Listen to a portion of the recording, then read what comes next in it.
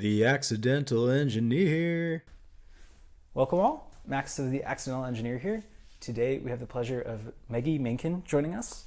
Meggie is Senior Director of Education at Hackbright in San Francisco, California, USA. Meggie, for our audience that aren't familiar with Hackbright, do you mind explaining what you guys do? Not at all. So we're a coding bootcamp. Some have heard of that concept. It's basically a short-term 12-week program where women, we're an all-women's school, can come and learn the fundamentals of software engineering. So anything and everything that you need to get your first job as a software engineer is what we aim to teach. And we kind of start off at like where you stop teaching yourself to code and where you stop being able to do that, and we pick up there and try to get people to that point where they can actually go and do the interviews and get the jobs. So we teach primarily Python, but among many other things. Awesome. Well, we are Python fans at the Accidental Engineer, so it's great to hear. For our audience that might be curious about kind of the backgrounds of students that you guys take on, it's not primarily, I guess, students who may have done a computer science undergraduate degree. Is that right? Correct. Yeah, most people have had careers in lots of other fields. So we've had like nurses, we've had artists, we have like a resident physician right now in our program. We have, it really runs the gamut as far as who's interested in coding, but also who is able to actually make that career change. So yeah, it's like a variety of backgrounds, academics, people who are already in tech but in non-engineering roles. That's really common. Tech support, program managers, product managers. We've seen, health care professionals, coaches. Do you mind? I realize this can be anonymized, but do you mind maybe giving a few specific career trajectory arcs that pass through Hackbright? No, not at all. Let's see. Let me think of one that is especially helpful. Sure, maybe an accidental engineer. An accidental engineer. Sure, yeah. I think a lot of folks come in, into coding accidentally. I'm thinking of a nurse specifically, who was, basically a nurse for I think like 5 years or so. She started coding because her friend, wanted her to try it out. She thought she would like it. Her friend is an engineer. She highly recommended, programming because she just had a hunch that her nurse friend might like it. And that's actually something that we see again and again, is how one of the best ways that we get students is through referrals of other alumni or other women engineers who just know women who are, for whatever reason, inclined to that coding career, just inclined to want to be, making things every day, be creative, change their lives, become, get a really well-paying job. That's another thing. Economic mobility is something that's awesome to be able to offer in engineering, especially if people are passionate about being creative and getting paid for it. So yeah, I think it's just, thinking about that nurse or that person who has, a career that they're happy with, but maybe their true passion is in seeing something that is in their brain come to life, or to debug all day long. It's another thing that, students are really passionate about. And then, she now works as a software engineer. I won't say the company name, but, it's a classic first engineering role. She's been in it for about a year and a half, and it's awesome. So. You mentioned Python. Mm-hmm. For our audience that are curious about curriculum, when it comes to the time that people spend in the program at Hackbright, what types of things are you guys focused on and prioritizing for the time that students spend at Hackbright? Yeah, so should I just take you week by week? Would that be helpful? Yeah, absolutely. Okay. So for the first 2 weeks, we kind of start with Git and version control. We talk about the command line. We introduce that to folks who haven't seen it before.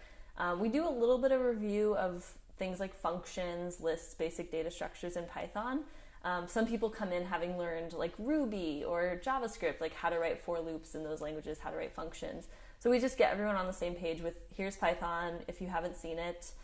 It's usually a pretty straightforward shift over. The Java folks and the C folks have a little tougher time. But, we get everyone on the same page with Python in the first week.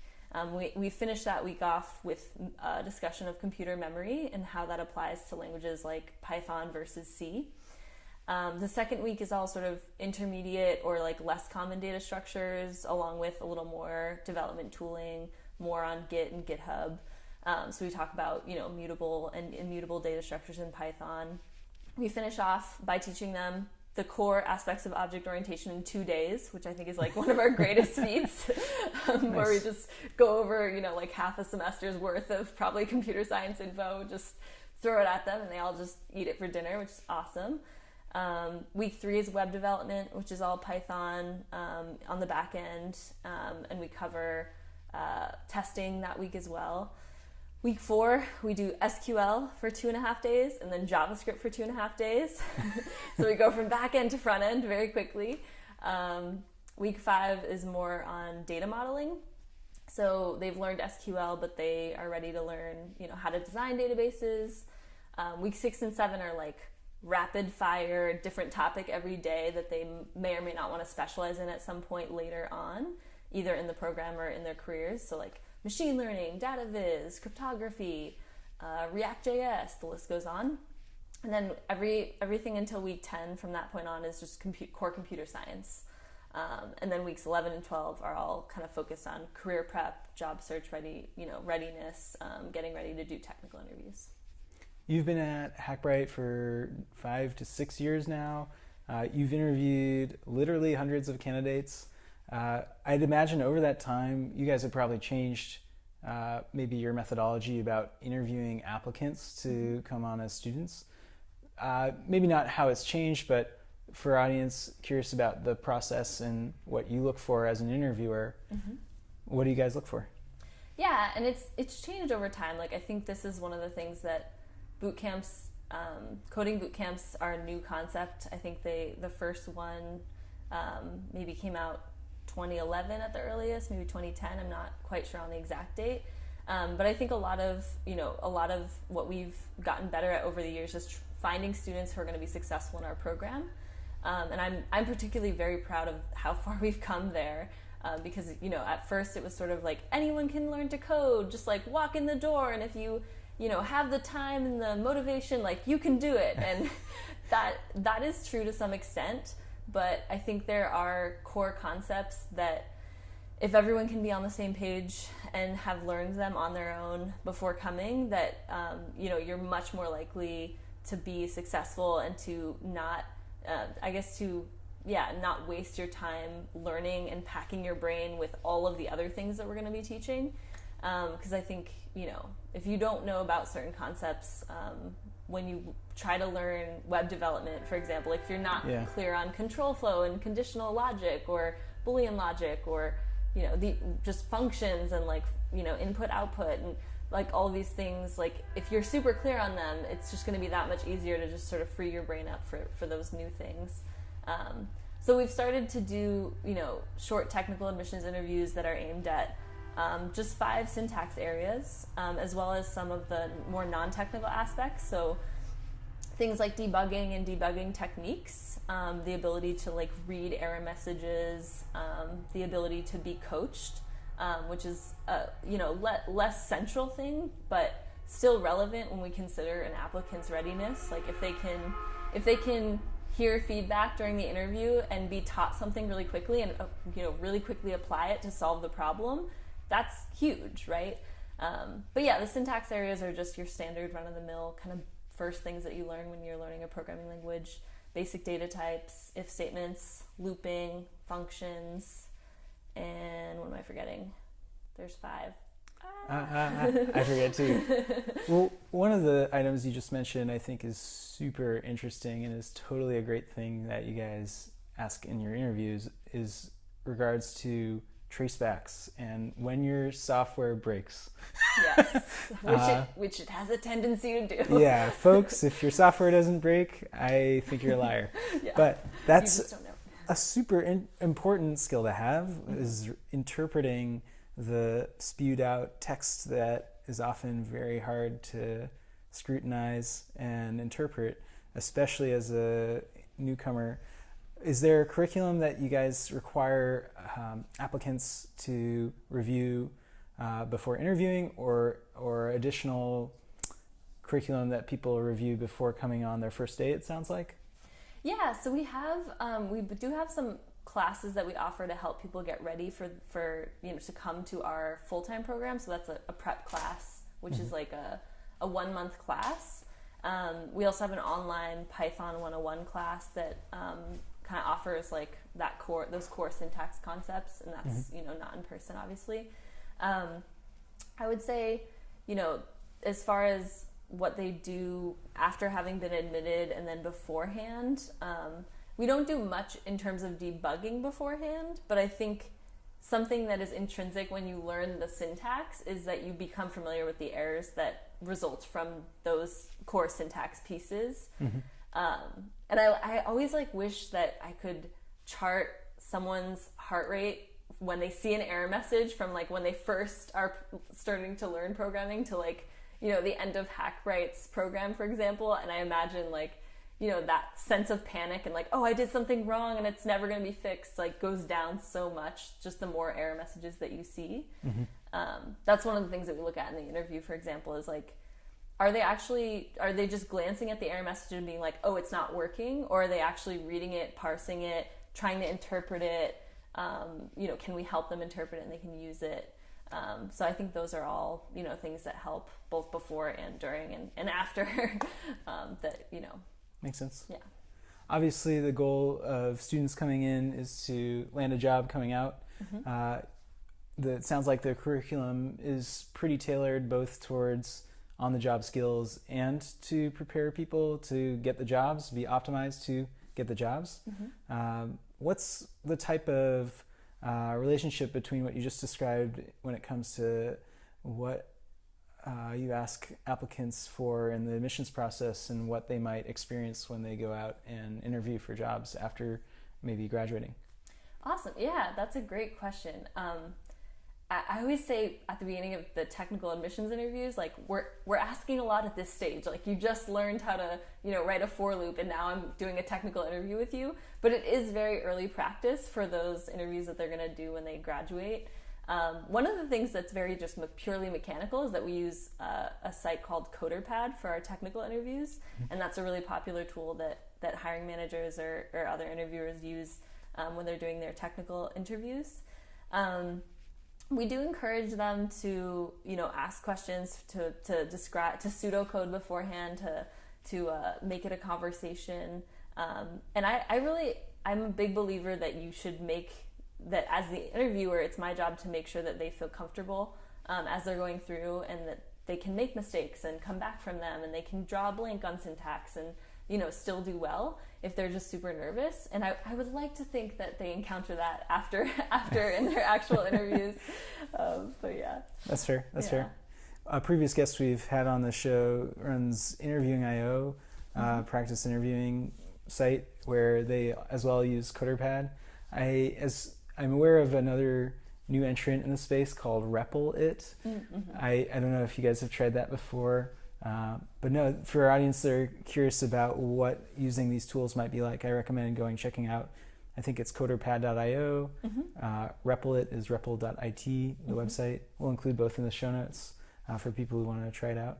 So Meggie, do you mind telling us a little bit about the instructors at Hackbright? Not at all. So instructors at Hackbright come from a variety of different backgrounds. I'll talk about one of our current instructors. I won't name her by name just in case she doesn't want to be shared with the entire audience. But she comes from a background, a really kind of multidisciplinary background. So she's been a software engineer on various sizes of teams, which I think is a great thing for the classroom for the students in our program to experience, someone with industry experience who can speak to the trials and tribulations of the software engineer. But she also has taught at a museum before, science and math.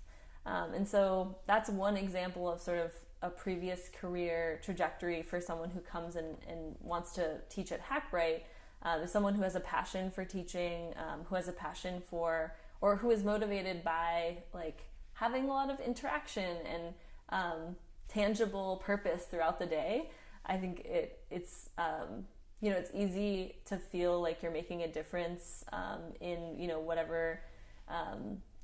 In making a difference in your job, but also, our mission is to change the ratio in technology. So it's really awesome to have like a tangible thing that you're actually teaching a woman how to become a software engineer every day of your life, and seeing them go and get jobs afterwards. It's very motivating. So I'm kind of speaking to my own feelings about it as well, because I was an instructor for previously. How did you yourself find your way to Hackbright and software engineering? Yeah, totally. So I loved computers growing up. I never really considered becoming a software engineer, which is something that I hear a lot in my daily work at Hackbright. Sure. Is a lot of women who just didn't even consider it as an option growing up, even though they loved tech and software. And then I ended up majoring in gender and women's studies at UC Berkeley. And I became completely obsessed with the notion of just being a feminist academic for my entire life. But by the end, I was kind of wanting a change. And so, being in the Bay Area, you're surrounded by tech people. I could tell that I could use some just time to just stare at a computer for a little while. And so one of my friends in tech recommended to learn Python on I think edX. And so I started learning Python. I ended up going to a hackerspace in the city called Noisebridge to learn like in a more classroom setting, and that was really helpful. And then I heard about Hackbright. I actually went to Hackbright, and then I ended up working for them as an internal tools engineer for a couple of years when we were really small.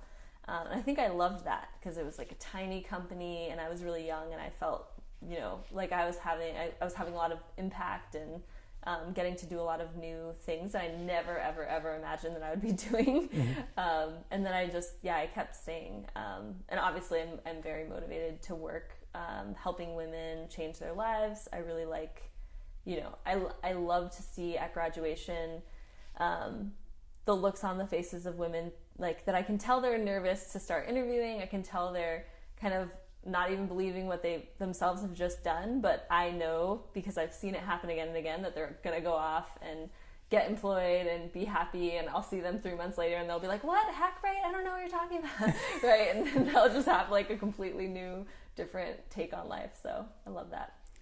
A lot of folks who are interested in a career change of the kind that Hackbright offers students, they might be curious about job titles that are, they're eligible for after the program. Mm-hmm. And I guess that not every single graduate gets a entry-level software engineering quote-unquote role as opposed to maybe a data scientist role, mm-hmm. or a data analyst type of role where you're working more with SQL, like you mentioned, being part of the curriculum. Are there routes that alumnae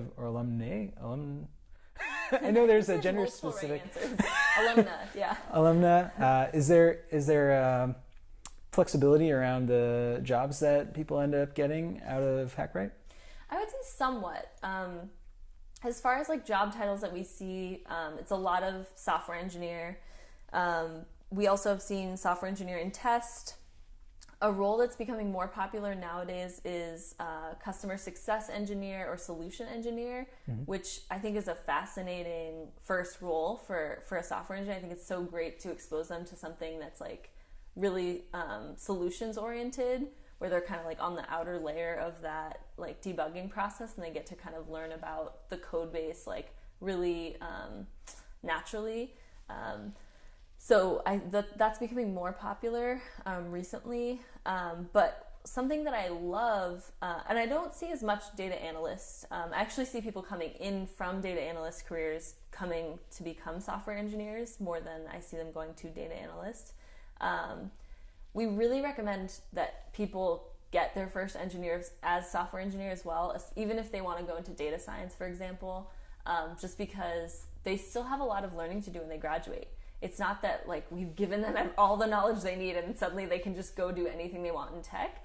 A lot of those like neural pathways are just like, they're just very new and fresh, and they need to be kind of walked upon a little more. Oh, for sure.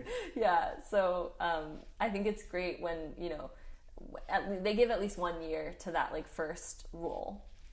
It's something that on the company side that I've been seeing more and more, and that I implore any of your listeners, if they have any ability to impact this at their own companies, is the notion of a software engineer apprentice, which is really just a term that I think it a little more loosely accommodates like folks who are coming out of coding boot camps, who are not necessarily recent college grads, but they want entry-level roles that maybe are, very like low what's the term? Low risk for both the engineer and the company. Like maybe it's a 3-month apprenticeship, contract to hire. Maybe you'll get an offer at the end, or maybe it's just the end of your apprenticeship, and then you can go off and start your second job search. But I think it's a great thing that companies are doing now, because it's hugely impactful for coding bootcamp grads, because a lot of times they can't get in that like university kind of route where there's a university recruiter who goes to college career fairs, and then if you can't get in there, sometimes if you have a really traditional recruiting system, then you just are applying against folks who already have technical work experience or software engineering internships, and have gone through that traditional way. So I think apprenticeships are awesome, and I hope to see more and more. I know Dropbox has one, PagerDuty has an awesome one, Lyft has an awesome one, and LinkedIn has one.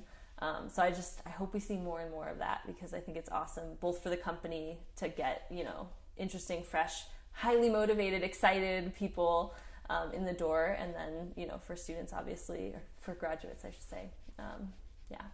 I'd be remiss if I didn't ask you this question, because I think you're a great guest to ask this question of. But when it comes to the future of education for the software engineering profession and career path, there are a lot of different variations when it comes to financing the costs of the tuition. Mm-hmm. And on the one hand, there's the tuition fee that students pay. It can be financed by the student. Mm-hmm. Obviously, it's collateralized by their future income. We're seeing new coding boot camps. Maybe this model has been around a while, that costs nothing up front, or maybe even pay a stipend and then take a percentage of your paycheck, assuming you get a job in software engineering for some years following. The apprenticeship model you just described is more of the employer directly paying somebody maybe a fair market or below market rate until their productivity reaches a certain point, at which point they become at market. I guess by definition it's market. But what do you think might be the future of the financing problem in education for software engineers, at least? Yeah, I think the income share agreement model is intriguing, and it's definitely it's an exciting development for people who are definitely ready to change their lives and to really commit. I do think it's a lot of pressure, both just mental and emotional pressure to like get the job. Like there's already so much pressure on folks to actually like make use of their training that they've invested, not just money in, but time and energy. They oftentimes are quitting their jobs, like upsetting their entire personal lives, like basically disappearing from their personal lives for 3 months. Hopefully not when they attend Hackbright, but more or less, it's a lot of work. Yeah. And I think it complicates it to add that layer of pressure. And sometimes I hear stories and it sounds, stressful, I guess, for folks who are not, you have the success stories, of course, and that's to be expected and exciting. But then you also have what you don't hear about as much, which is like the folks who really struggle, or something that I've been thinking about lately is like there's a lot of different policies that go into that income share agreement model. And my question is, if you have like a certain income rate that hits that bar to where you have to go into repayment for your tuition, what if it's on the lower end, or what if the bar is pretty low and your payment is really high? And not everyone plans on that. Like, folks often plan on like making market rate salaries for a software engineer, and they think, oh yeah, that'll be easy to make that payment. And what if it's not? And so I just think I'm interested to see where it goes as well. I think options is great. I'm not going to launch into Hackbright's financial options, but I think it's different for everyone, and it would be great if we were, as an industry, both across traditional public education or private institutions, or short-term programs, there's options for every kind of person who's on any kind of path, because I think what's most important is that we are able to allow people to become software engineers who want to. And to kind of close that door is really tough. And I think it's hard to deny the notion that people do major in computer science and then they drop out for reasons that are highly related to feeling like they belong, to feeling like they are going to be successful. And what I've seen a lot, and I've heard the story, it's more of an anecdotal thing, is just folks who were kind of somewhat drawn to computer science, gave it up early on because they're like, oh, it's too hard, I'm not meant to do it, sometimes I don't look like everyone who's around me, and I think that is something that needs to change, and it doesn't happen just by being like, oh, we're going to change that. It happens by institutions like coding boot camps, changing the rules a little bit, so it's exciting. I'm excited to see what happens. I come from a family of educators, so I'm all about, traditional educational institutions, being successful, especially public education. My mom was a public educator, is, still kind of, she retired recently, but, for 20 years. So I'm a big believer in that. And I think that it's a problem that can be solved. But yeah. I've never myself read an income sharing agreement contract that, that the newer, maybe boot camps that are exclusively income sharing agreement type compensation have, but you mentioned the word options and my eyes lit up because I realized that there are alternative ways to compensate people besides cash, salary, or wages, all being the same thing. And I do wonder if you accept an offer to a job and it's at a startup where they are offering equity, whether you can negotiate your salary so low that you can dodge the income sharing agreement. I'm guessing not, but that's an interesting prospect that people might be able to get a free tuition education and then not have to pay it off. There's got to be loopholes somewhere. Oh yeah, you set it up, but people will find a way, I'm sure. Yeah. But otherwise, Meggie, this has been awesome to have you on as a guest. Thanks for having me. Absolutely. I highly recommend our audience check out Hackbright. We'll include links in the show notes. Awesome. If you guys want to get a hold of Meggie, feel free to find her on LinkedIn. Thanks for coming on, Meggie. Thank you. For more, visit us on iTunes or our website at theaccidentalengineer.com.